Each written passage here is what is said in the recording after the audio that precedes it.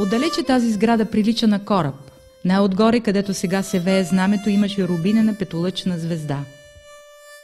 За едни тази сграда беше дворец, дом или Централният комитет на Българската комунистическа партия. Обичаха я, възхищаваха се, пишеха оди, възпяваха звездата и водачите.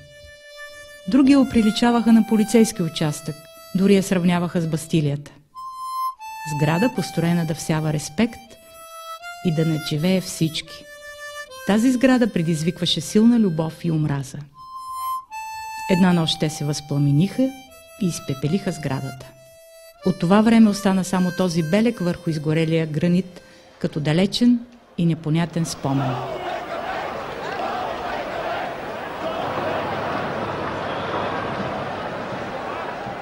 В онази паметна нощ на пожара на партийния дом, на площада, привлечени от огъня, се събраха хора с най-различни съдби, страсти и въжделения. Шарена тълпа от всевъзможни особи, които неизвестно откъде се взеха и по-късно също така безследно и безименно изчезнаха. И който и да е от присъстващите в онази нощ би могъл да стане герой на този филм. Лудостта беше обхванала всички.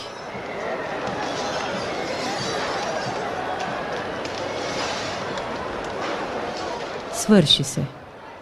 Изгоря. Както казваше един военен, докато наглеждаше огньовете вътре, камък върху камък няма да остане. Интересно, защо беше толкова уверен?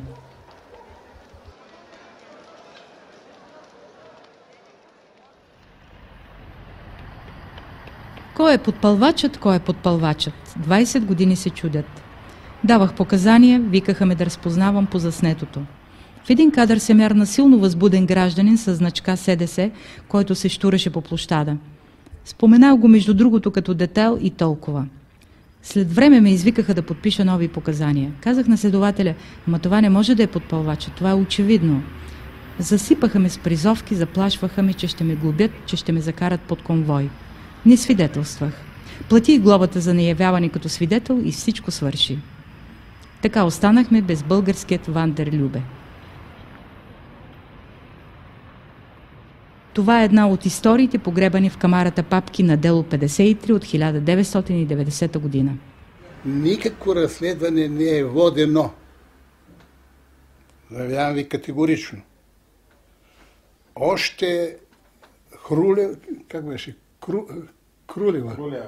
Крулева и този Татарчев всичко сложиха под миндера.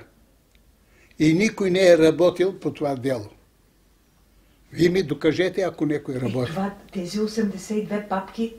Тези 82 папки Караева Нова ги направи и ги представя с обвинителен акт. Всичко е документирано. Има го като снимки, има го като фотоси, има го като коментари, съобщения, печата, разбирате ли. Но по обвинителния акт никой нищо не предприема. Ами отговорете вие. А защо за погрома на парламента, за този атентат срещу парламента, нищо не се предприема? Кажете ми. Аз няма спомня, че се е случило. Напротив, това, което прави впечатление въобще. Бързото, за няколко дена случай беше потушен. Просто нямаше нищо. Дебата беше на следващия ден, на последващия ден още нещо там се приказваше и после всички направиха каквото е възможно да спре се приказа по въпроса пожара. Анкетната комисия, тя си вървеше, разпитваше този оня и все толкова. Прокуратурата също нищо не направи, абсолютно нищо не направи по-нататък. Като парламентарен въпрос, ако ви кажа не съм се интересувал, трябва да бъда безсъвестен и да ви излъжа. Но аз се занимавам с политика по това време и моята най-главна ангажираност не беше процес. С това се занимаваха хората, които бяха в тази комисия, но са ме информирали за хода на нещата. Общата оценка беше, че се вземат мерки от отговорни държавни органи и хора, които искат да вкарат делото в мазето, както го и направиха. Доколкото знам, тези 82 тома са там сега. Значи имало е защо да го направят и са го направили. И защо? Не зная защо. Те трябва да бъдат запитани. Защо нещо, което е доказано, не отива в съда. Аз смятам, че това е един от зародищите на деформациите в съда. едно доказано престъпление, вместо в съда отива в мазето. Как искате този съд да бъде безпристрастен? Нали? Той сега крие тези, които са запалили дома, утре крие тези, които са откраднали индустрията, други ден крие тези, които са съсипали модерното земеделие и така нататък. Това е. Защо са го направили самите? Те би трябвало да отговарят. Не аз не съм нито техен поддръжник, нито адвокат техен. Още по-малко. Ами, защото ще да се получи парадокс, госпожа, да бъдат обвинени хора, че са борили за демокрация в една демократична държава, нали, и как ги наказват за това, че са се противопоставили на стария тоталитарен режим. Това ще да е абсурд. Щяха да станат смешни.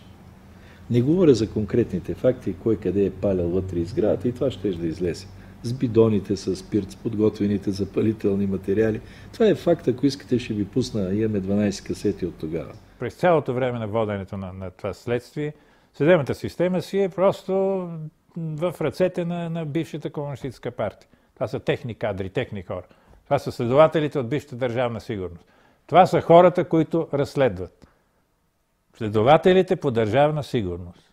И така, че много е интересно те какво ще кажат по въпрос. Естествено ще усукват и ще извъртат. Това е истината. Но са получили от партията задача, истината е да не се разбере. Изпълнителите са българи, но не е без участието на външни фактори. Външните фактори много се интересуваха какво ще стане на тези избори за Велико народно събрание и мнозина от външните фактори се интересуваха без да падне още същата нощ, да се казва, на изборите от власт. На мен това ми го заявяваха посланиците на западните страни, откровенно и чисто по-приятелски. Гоцев, разберете, вашата партия трябва да се отиде. Вие не сте в интерес на нашите страни да работим повече с вас. Интелигентни хора. Антоний Дълканов, прекрасен лингвист, икономист, не ни трябва повече. Сега, кой го запали, не мога да твърдя с положителност. Но, като имам предвид това, че минаха от тогава до сега 17 години, и отначало беше голема врява да го фанеме, той е разбойник, той е подпълвач.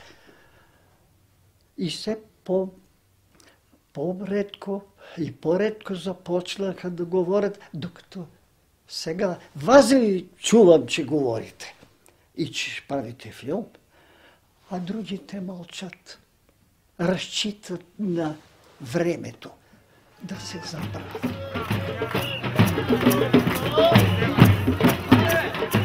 И се забрави. Все едно нищо не се е случило. Забрави се и така никой не разбра кой, защо и как го запали. Да затворим тази страница и да вървим напред.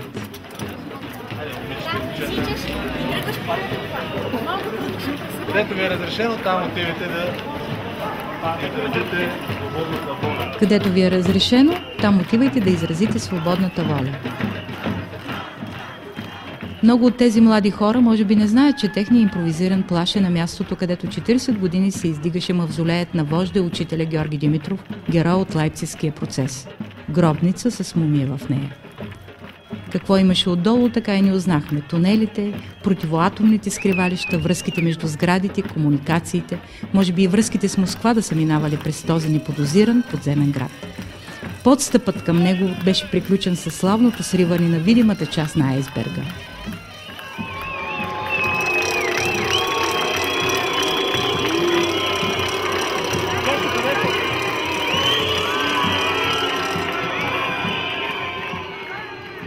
Колко полицаи срещу шепа младежи излезли да защитят една планина.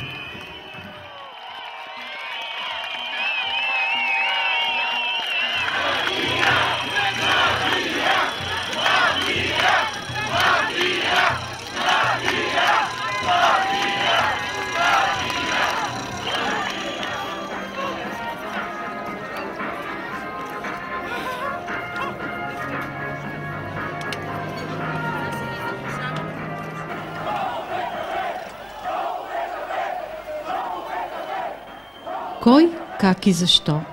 Откъде се започна? Кой пое са само необходими детайли от един изпълнен с историческа целесъобразност пожар. Пожара е един добре замислен сценарий. Това е предпоследния опит, той е последния опит да се предизвика разпускането на Великото народно събрание. Тези, които замислят този сценарий, знаят, че цяла България е осеяна с призиви за вечна дружба, дружба от векове за векове, лозунги в чест на Съветския съюз. В центъра на София петолъчната звезда, която предизвикваше немалко ненавист сред определени категории български граждани. Между прочим, ръководството на БСП, Висшия партиен съвет, не е имал нищо против от отказването на БСП от тези символи, понеже това е съветска символика.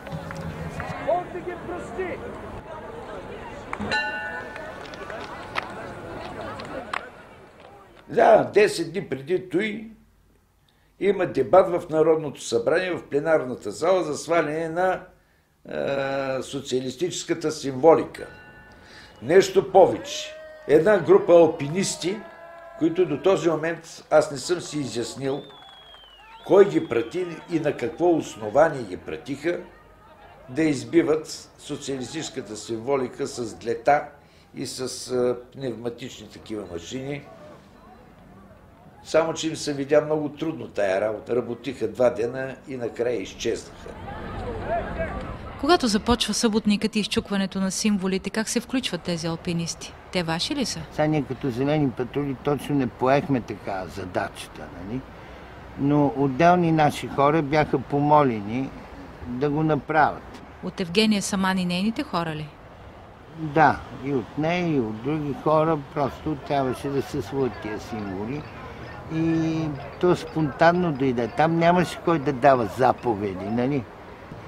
Ние нямахме нито един документ, който да се твърди, че президентството иска такова нещо, но знаехме, че в парламента се говори за това нещо. И така действително възникна тая идея просто от нищото да съкратиме малко дебатите, да се съкратят и да се махнат тия неща от фасадата на президентството. Жени, тук трябва да го напишем, че това е първата отломка. Падат късове, парчета и хора там, 200-300 души, бързат да си вземат парчета за спомен. Нали? Факт е, че още съботата преди неделята, пожара става в неделята, в съботата тези рамки метални, които прикриват остъклените части на масивните врати, вече са снети. Версията, че всичко това е спонтанно, е несъстоятелна.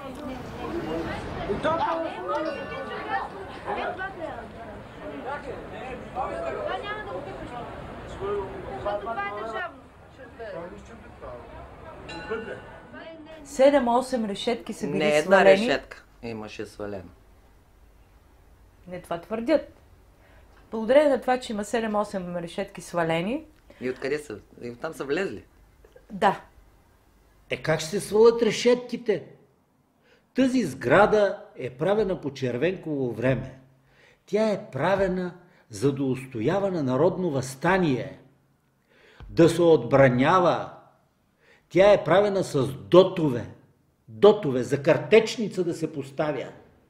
Това е невъзможно тази сграда да бъде превзета от СДС, в което няма нищо. Можела ли да бъде отворена вратата от към Дондуков с блъскани отвън? Не, абсолютно не. Невъзможно.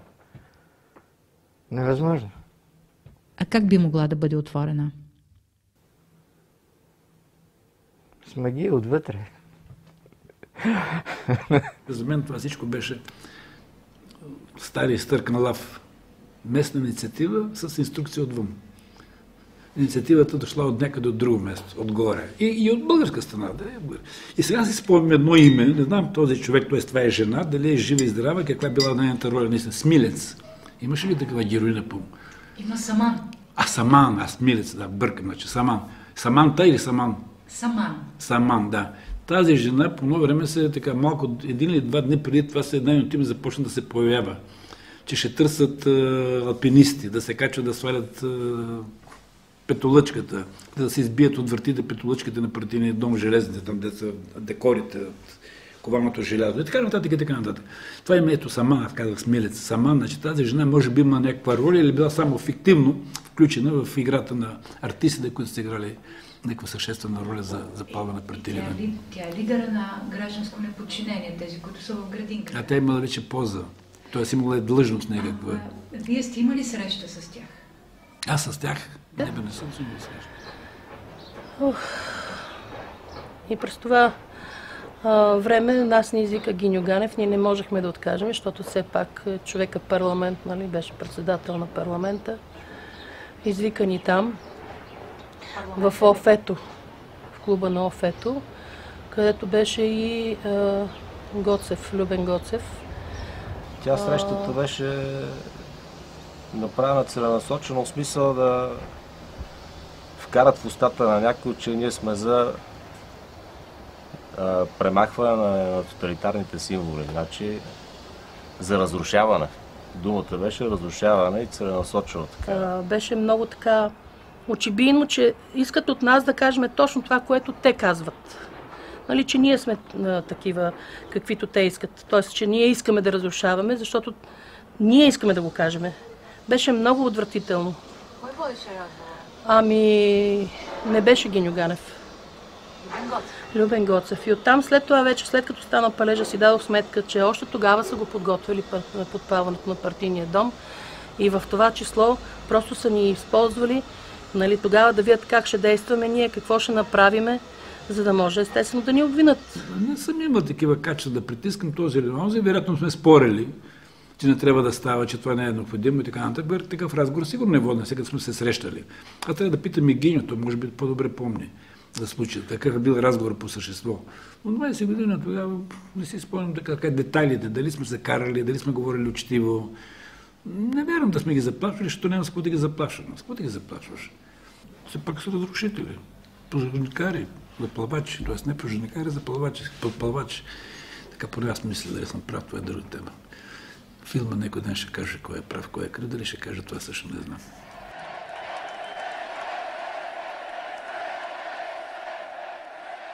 Би трябвало да погледнем тези събития на фона на общата обстановка политическа и да кажа по-човешки, емоционална обстановка по площадите и улиците на София и навсякъде. Да си спомним, че това бяха само 2-3 месеца след изборите за Велико народно събрание, когато София беше тотално синя, а като цяло СДС загуби изборите. Това разочарование, така най-твърдите привърженици на СДС в София, всъщност създаде и тази така много напрегната, емоционално пренаситена, бих казал, обстановка в София. Това вече ме връща, нали, към тази нетърпимост към комунистическите символи, както се говореше тогава. Да си спомним, че тогава имаше градът на истината. От друга страна, това гражданско движение, нали, гражданско неподчинение. И бяха опънали палатките до двореца. Така че обстановката беше много емоционална и всичко се концентрираше около, че тези символи трябва да се махнат. И хората много се палеха на тази тема. Разбира се,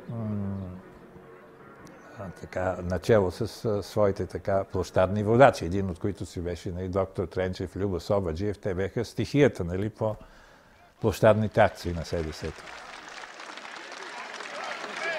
Както подобава на синдикалисти, ние сме пределно кратки и сме хора на действието.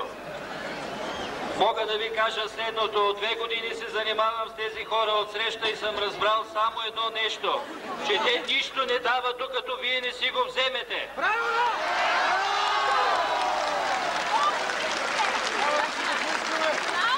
В Библията е казано, дърво, което не дава плод, отсича се и се хвърля в огъня. Тук сме се събрали заради символите. Този площад е 9 септември, другия е Карл Маркс и още какви ли не. Докато вие не ги махнете тези табели, никой няма да ги махне, това ви уверявам.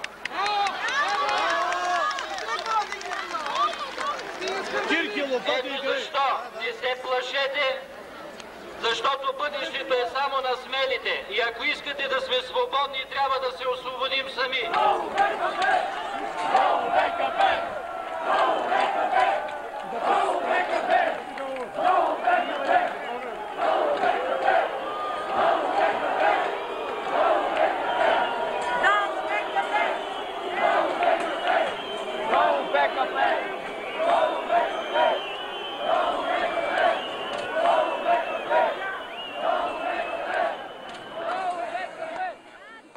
Психологичен план е, че много от народа просто здраво се кефеше на тази работа, която става. Ама беше му така мехлем на душата. Това е което стана. Тук е един, така, за мен е добре замислен, но зле реализиран сценарий, ако се закопае по-надълбоко. Значи един умишлен палеж, при положение, че се знае, че хората тъй или иначе ще налетят и че след като и те налетят и те почнат да трушат, вече няма да се разбере кой откъде е тръгнал. Дълбокото му впечатление, което имах по повод на това следствие, беше от интервюто с шефа на пожарната. Той много убедително показва, ползвайки формули и така нареченото горивно натоварване, което може да се получи в партийния дом, че действително много лесно може да се получи пожар. Буквално с такива предета, с запалки и те пламват и след това се запалват ламперията, завесите и оттам се получава един сериозен пожар. Аз самия съм бил свидетел на пожара, бях отвън, когато стана това нещо, но минаха доста години и след това ми се случи възможността да наблюдавам отвътре как е. И имам си една моя хипотеза, че пожарът е бил изкуствено предизвикан и то с материали, които са били сложени предварително вътре, бързо, лесно запалими и силно горими, с развиващи висока температура. После тия, които влизат вътре в сградата, как ще се ориентират да влезат в архива на БСП? Значи всичко в тая сграда, направена като отбранително съоръжение и направена като лабиринт, тя е вътре лабиринт от коридори, и изведнъж те отиват и бъм, направо в архива. И влизат и започват да изхвърлят папки, да изхвърлят това и там започва да гори. Как става това нещо? Почваме да се задушаваме. Влизаме в долу Дундуков с камерата, Бойко Станкушев, аз и още един бяха. Посрещна един много едър такъв господин, който каза: вие нагоре не може да се качате без мене, аз ще ви отключвам вратите. И се качихме на втория или на третия етаж. Бойко искаше да снима пожара, дали имаше някакви хора вътре, отгоре каква е тълпата, нали, просто търсиш позиция.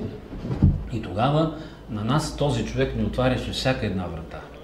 И след това я заключваше. Кой отвори тези вратите? Нахлуха толкова хора.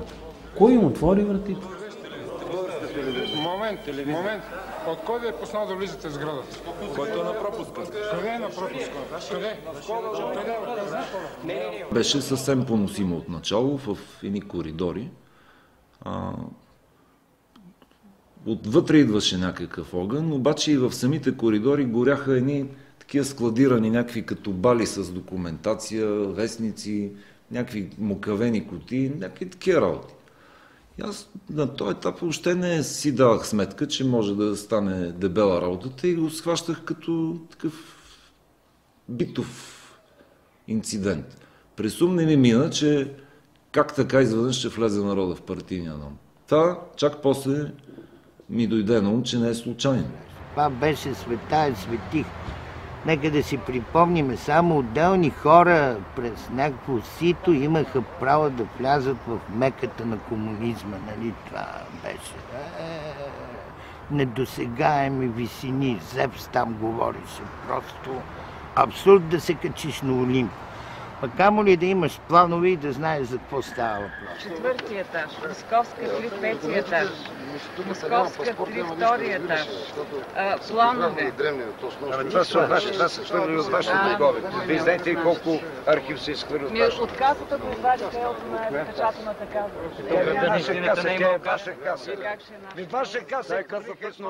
Бяха подхвърлили в града на истината архитектурните чертежи на сградата. Значи архитектурните чертежи на сградата може да ги чете само специалист.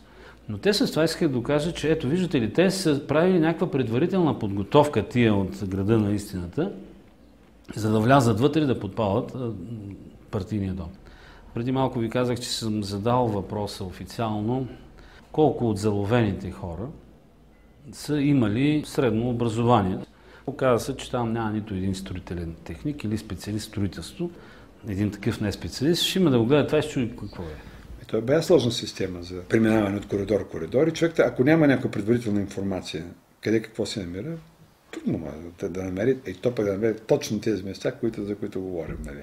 Защото те са по-забутани. Те са в тази най-забутаната част. Тя между другото, тя е най-солната част, тази източната.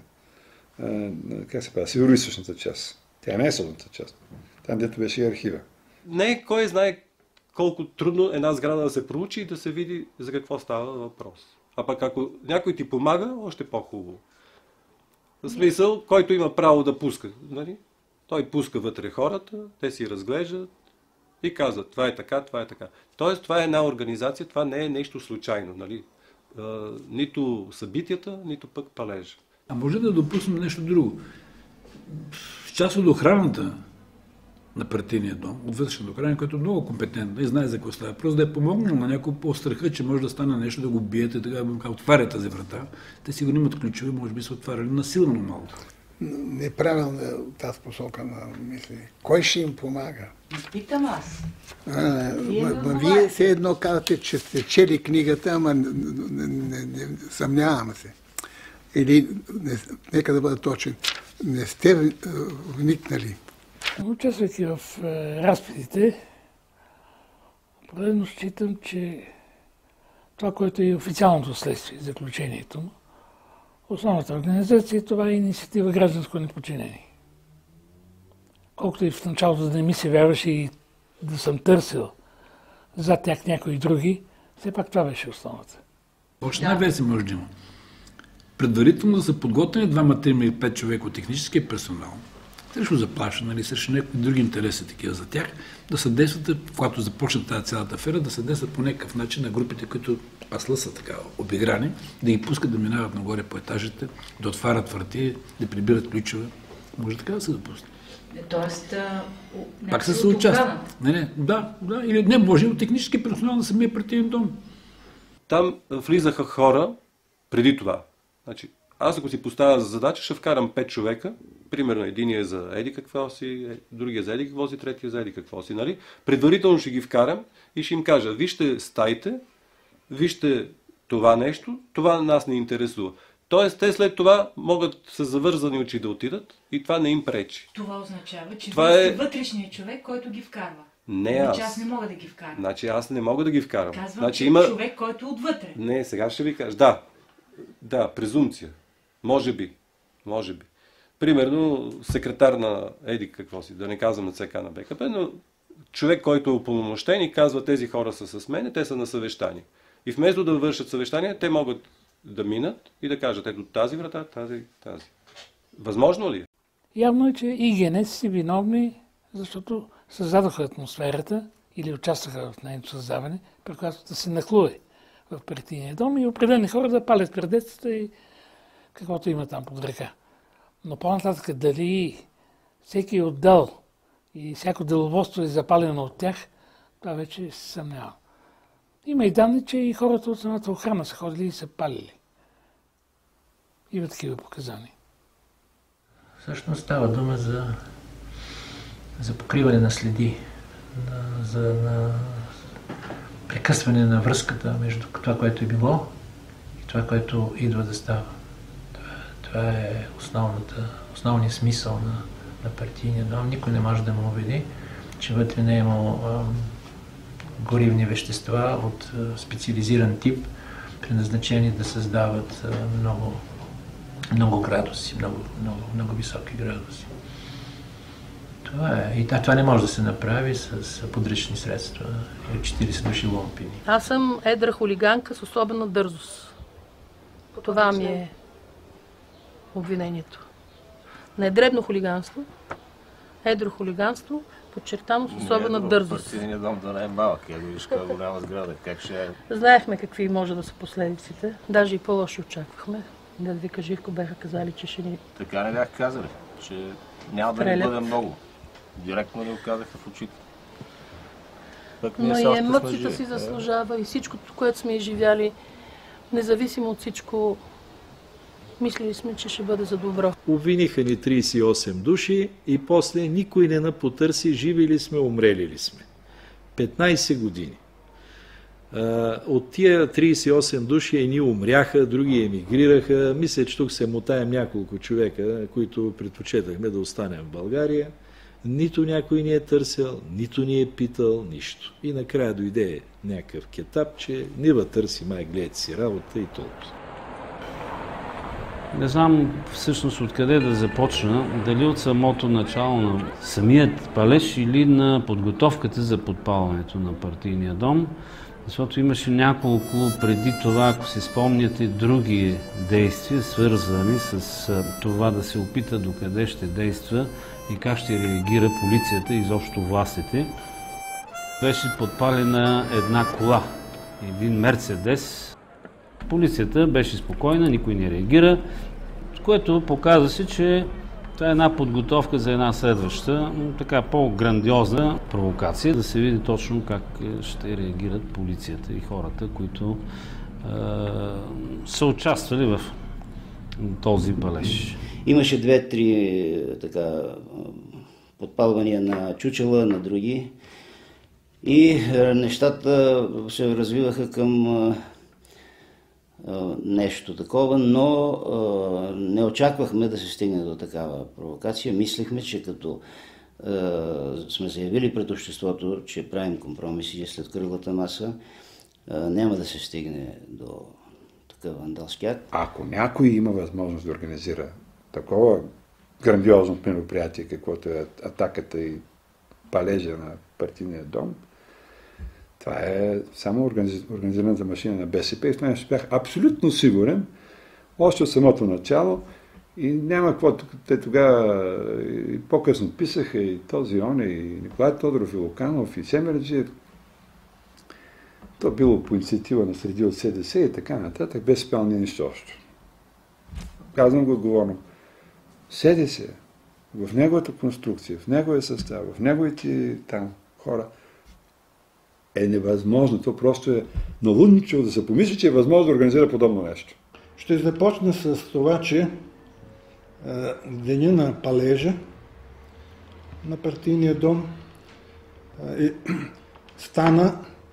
този палеж стана при едно доста, нека го наречем случайно, но странно обстоятелство. Нито президента, нито премиера бяха в страната, в София. Президента беше в Варна, в Есиноград, премиера беше в Лондон, ако ме не ме лъже памет, или Прага, да, не помня точно къде беше. Така или иначе, нито президентската институция, нито правителството се управляваше от техните титуляри в този момент. Аз бях избран за президент от Великото народно събрание на 1 август. Това сутре стават, кажи ли, 20 години от тогава.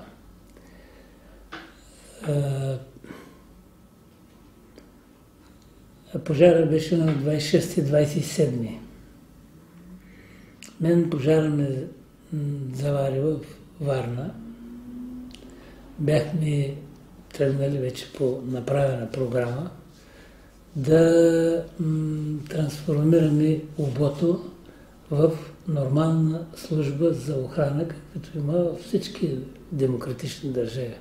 Това беше също едно от подразделенията на държавна сигурност, но той имаше особен статут. То беше толкова богато и беше на практика държава в държавата. Предполагам, не предполагам, сигурен съм, че те са получавали необходимата информация, тъй като тези институции са сериозни и хората, които ги заместват тук, са длъжни да ги снабдяват с тази информация, не по свое желание. Така че би трябвало и те, както и ние, които бяхме тук, да са следели отблизо ситуацията. Тя беше толкова сериозна, че ако някой ви каже, че той не е бил тук, преди това не е информиран, не му вярвайте. Дори и понето на НСО, ние нямаме никаква информация. Възниква въпроса, тук го споменахме, как така президента Желев се оказа екстеноград, нали, тогава? Кой измисли тази безумна и безсмислена обиколка на обектите на ОБО. Нали? Президента в момента, в който се конструира президентство, в една много тежка ситуация в парламента, дебати и така нататък, тежка политическа ситуация на улиците и на всякъде, президентът тръгва да обикаля обектите на ОБО. Кой и защо? И как така Национална служба за охрана, в лицето на генерал Джемдев, не е имал никакъв сигнал и не получава никакъв сигнал от никаква служба, че се случва нещо в София. Ще се върнем, но аз ще тръгна по-рано.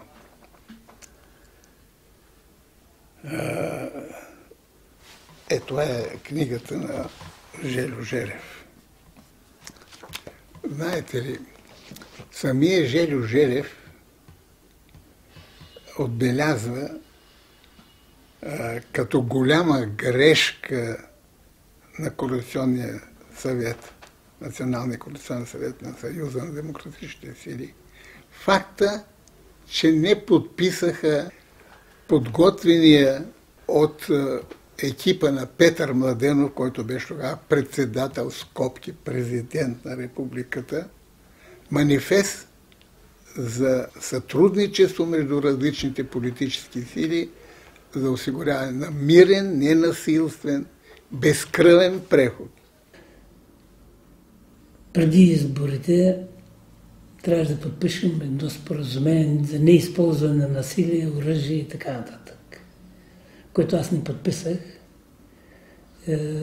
което беше груба грешка, но тя просто наложи Координационния съвет в последния момент. След това разбрахме колко глупо е било. Но от наша страна беше определен Георги Спасов за срещите да ходи и да разговаря с кое ние сме съгласни, кое приемаме, кое не можем да приемем.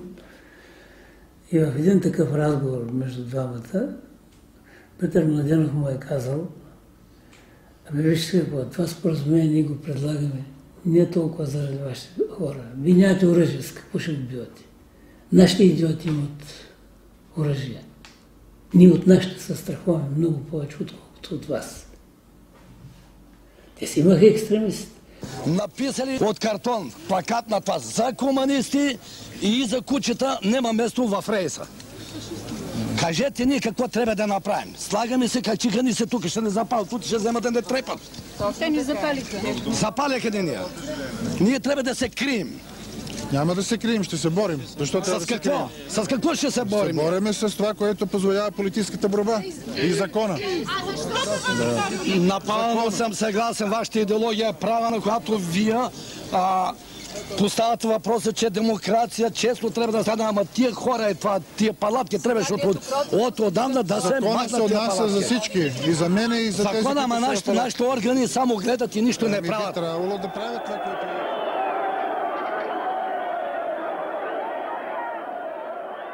Помните ли вие мартенските бунтове по затворите?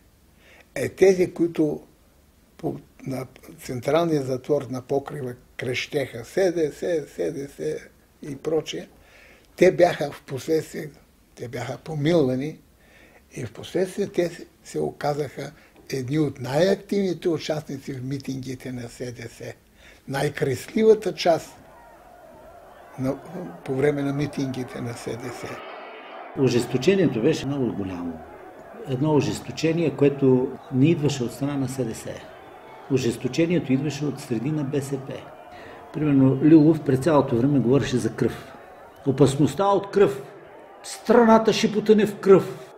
Това са неовладяни хора. Това са кошмарна история. Следващия път пак. През цялото време става от трибуната на Народното събрание. Започва да говори за кръв, за опасността от това. Няма такова нещо. Няма такова нещо. Единствените, които можеха по това време да пролеят кръв, бяха те. В последния клип, който трябва да призове симпатизантите на БКП да гласуват, те го направиха на фона на Хитлер Югент, нали, и на кабаре сцените с фашистски. Аз бях обявен за КГБ, Мосад, ЦРУ и не знам какво. Целенасочено се развиваше този образ на опозицията. На хора, които са подплувачи, убийци, хора, които рушат. Ето откъде е тази работа. Да не споменаваме, името много известен български писател. Много известен български писател. Вагенщайн пръв каза, те са фашизирани типове. На мен лично Петко Симеонов ми каза, това са фашизоиди. Аз не мога да ги търпя. Половината са полицаи, половината са убийци, половината са излезли в затворите, половината това. Но са в СДС, не мога да ги сгона. Тази фашизоид думата чух за първи път от Петко Симеонов. Жив и здрав, питате му и го казвам. Той беше щаба на СДС, аз бях щаба на БСП. И сме имали разговори по време на тези кампании, сме имали разговори точно на тези теми. Какво става при вас, какво става при нас? Тук ми дошли такива фашизирани типове. Тази дума фашизирани типове чух го първи път от него.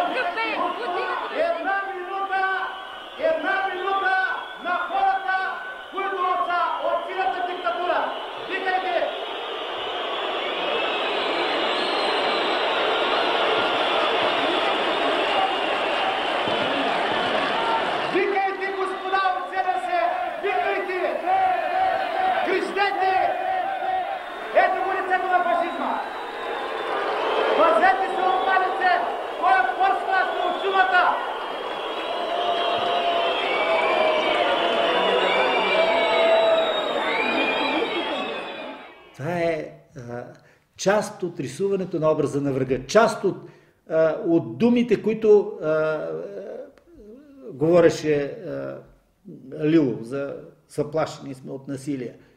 Но искам да спомена за насилието. В предизборната кампания, 90-та година, намерихме убит активист на СДС Никола Петковис в Перник, на една спирка на автобус, по време на предизборната кампания. Ходи да разлепва плакати. Убиха го. Убиха един младеж в Добрич при политически спор. Уби го един офицер. Застреля го.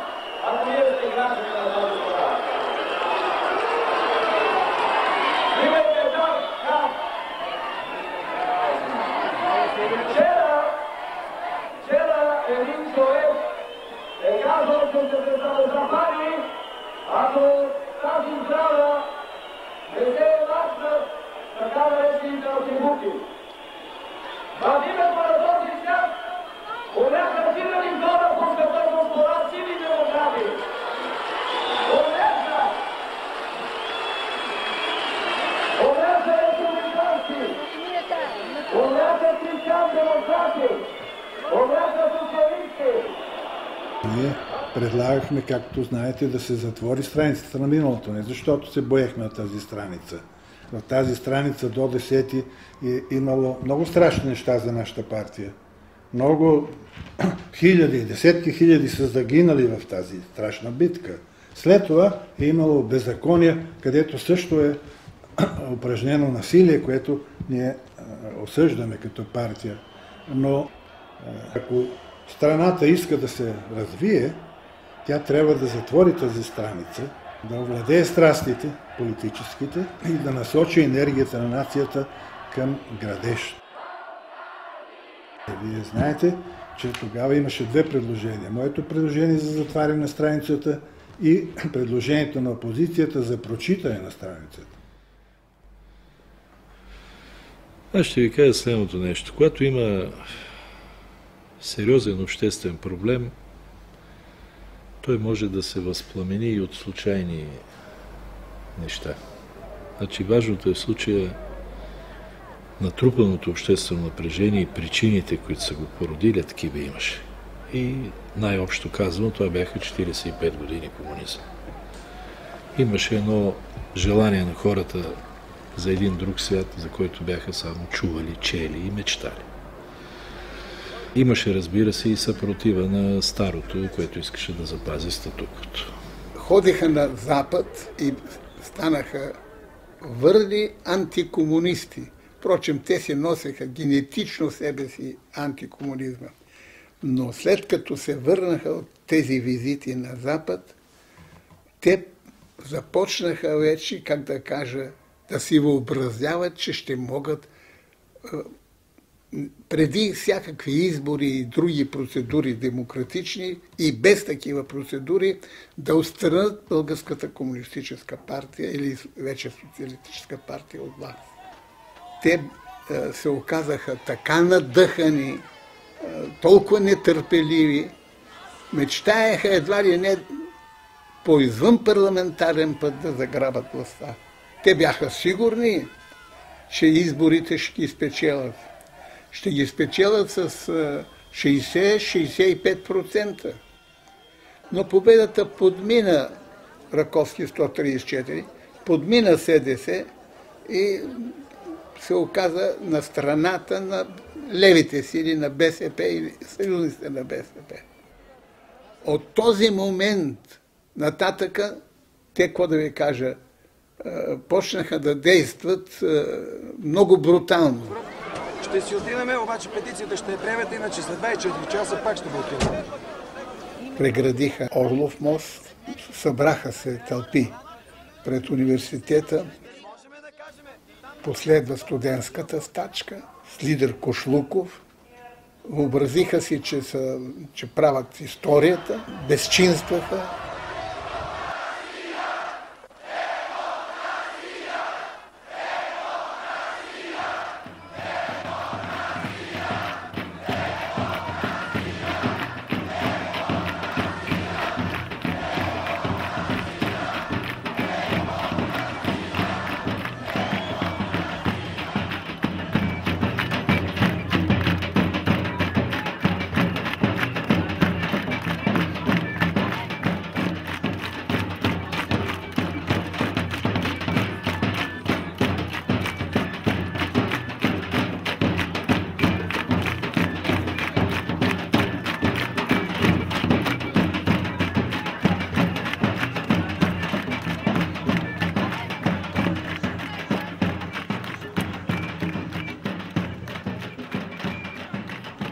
Хората отказаха да признаят манипулираните избори, защото в парламента може да се запознаете с документи. Имаше парламентарна комисия, от която е видно, че над 550 хиляди гласа са мъртви души.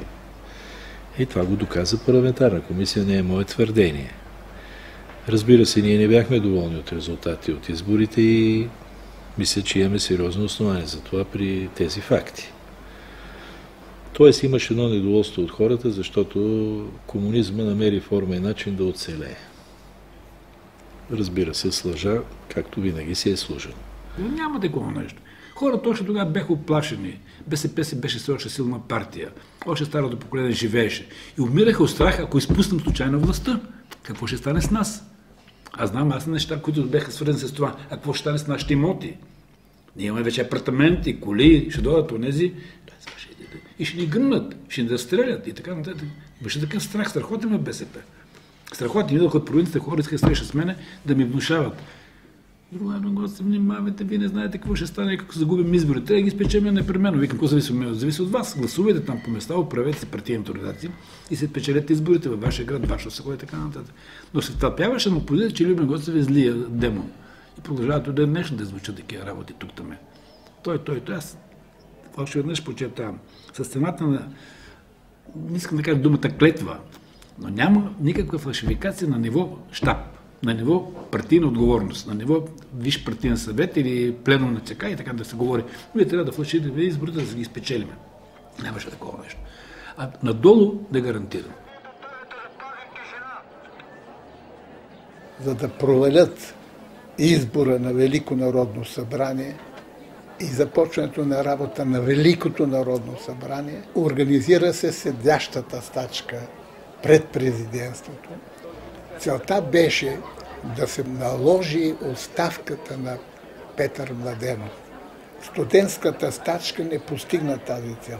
Тогава се създаде Града на истината, който привлече, пак ви повтарям, лумпени, хора малограмотни, готови на всякакви акции, действия. Това беше един спонтанен хепанинг. Имаше хора на изкуството най-различни. Може да се каже, че беше една спонтанна проява на чувството за свобода, може би. Това беше нещо много емоционално за мен, беше нещо като непреживяната юношеска революция, лична. Но имаше много ентусиазъм в много хора. Не само тези, които бяхме там постоянно, а и тези, които идваха, включително мои колеги, които сложиха една символична палатка на психотерапевтите. По това време Градът на истината беше едно мини общество, едно мини копия на България, дето присъстваха от всички социални слоеве. Там имаше журналисти, там се правеше вестник, там бяха студенти, там имаше бардове момчета с китари, които свиреха. Така имаше поне няколко души като Васко Кръпката. Имам чувство, че самата полиция беше толкова коректна. Всичко беше като ще правим филма Спартак, ма някой да не се удари, някой да не се порежи. Или просто обещали сме на Америка, че ще има демокрация, значи ще има. Като се започне от президентството и се стигне до Народното събрание, ние си бяхме един голям идиански резерват на демокрацията, където хората трябва да видят какво е демокрация в България. Един хубав, добре режисиран филм има една дума, тази сладка дума свобода. Може би знак за организирането на Градът на истината беше свалянето на Петър Младенов. Най-напред първото условие за създаването беше искане оставката на Петър Младенов въз основа на онзи запис за танковите, който мисля, че Евгений Михайлов го обяви. Добре, танковете да дойдат! Често така хората не вярват, но аз съм чувал тази фраза. Да дойдат танковете. Чувал съм, просто така бях близо.